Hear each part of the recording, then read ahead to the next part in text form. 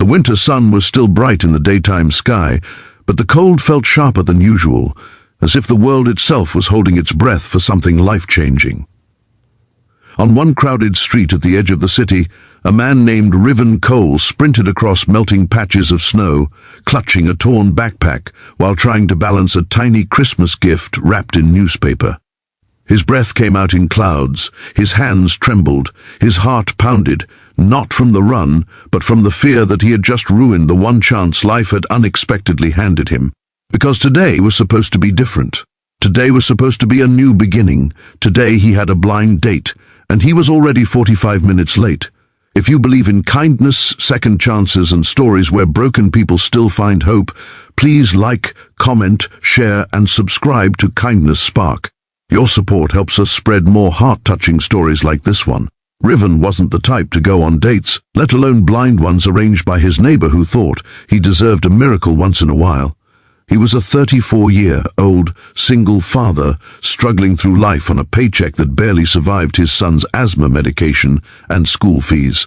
But his neighbor insisted, saying the woman on the other end didn't care about appearances or money, she just wanted to meet someone sincere. Still, a blind date at a daytime Christmas Eve charity luncheon felt like a dream too sweet to belong to him, and dreams always seemed to slip away from men who worked double shifts and lived life with pockets full of hope and disappointment. The bus he had been riding broke down halfway. The next one never came. His phone battery died right when he tried calling the restaurant. Then he had to run back home because his son Rowan had a mild asthma attack after the cold breeze hit him during playtime. Riven stayed with him until the attack eased, humming Christmas songs softly, promising they would still celebrate tonight even if they couldn't afford much. Only when Rowan fell asleep with a small smile did Riven dare to try again. But time had slipped away like melting snow. He knew he'd been foolish to even agree to the date. Someone like him was never on anyone's priority list, and yet someone was waiting, or had been.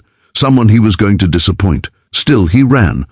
By the time he reached the glass door entrance of the rooftop restaurant, his clothes looked wrinkled, his shoes were wet, and his hair was messier than usual.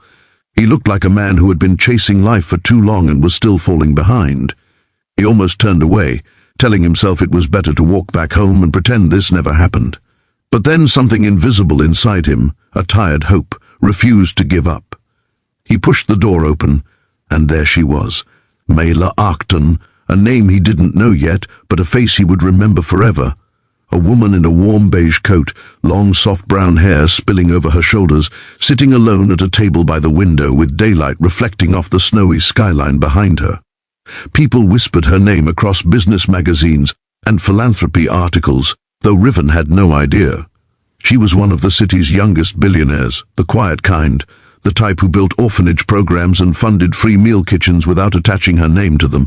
She held herself with grace, yet there was a tender loneliness in her posture as she stared out the window, waiting even after almost an hour had passed. Riven froze. Shame washed over him. He wanted to turn around, but she lifted her head, and their eyes met. Something in her expression softened. He walked toward her, each step feeling like a confession of failure. He apologized softly, explaining everything in a breathless rush. The bus, the phone dying, his son's asthma attack, and his final desperate sprint to make it. He expected annoyance, anger, rejection. Instead, Maela quietly pushed out the chair and said, "I waited because sometimes good people just run late in life. I didn't mind." The words hit him harder than any winter wind. From the moment he sat down, the afternoon sunlight bathed the table in a warm glow, as if blessing the beginning of something fragile but promising. Maela listened intently when he spoke. She didn't flinch at his worn-out clothes. She didn't judge his trembling hands. She asked about Rowan, about what being a single dad had taught him, about his job at the warehouse, about the small dreams he kept tucked away because reality was too heavy. Riven found himself opening up in ways he never had. He talked about how he read bedtime stories every night to keep hope alive for his son, how he saved little by little for a bicycle Rowan wanted, how he sometimes skipped meals so his son wouldn't. And yet he spoke about all this with a quiet pride instead of self-pity. Maela listened as if every word mattered. When she spoke about her life, he realized she was nothing like the cold, sharp stereotypes of the wealthy. She wasn't showing off. She was simply honest. She talked about how success isolated her, how people wore masks around her, how she often felt invisible despite being constantly watched, how she donated so much not because she was rich, but because she had once been a lonely child too. It was two worlds meeting, one with too much, one with too little, and somehow they balanced each other. As the restaurant filled with cheerful chatter, soft music, and the smell of warm holiday dishes, time slid gently around them.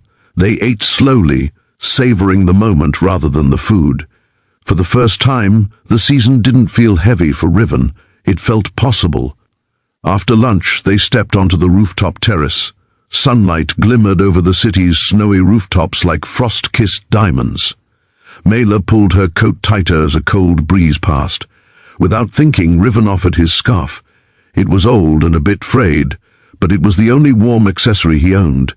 She accepted it with the kind of smile that made a person feel seen. They walked side by side, talking about simple things, favorite holiday memories, silly childhood fears, the small joys that kept them human. Though he tried to hide it, Riven's eyes kept drifting to the exit, knowing he had to get back to Rowan soon. Maela noticed and gently asked if everything was okay. Riven admitted he needed to check on his son, and he apologized again, afraid she would take it as another excuse. But she surprised him by asking softly, "May I walk with you? I'd like to meet the little boy who means so much to you, if that's all right." Riven hesitated. His apartment wasn't the kind of place someone like her visited.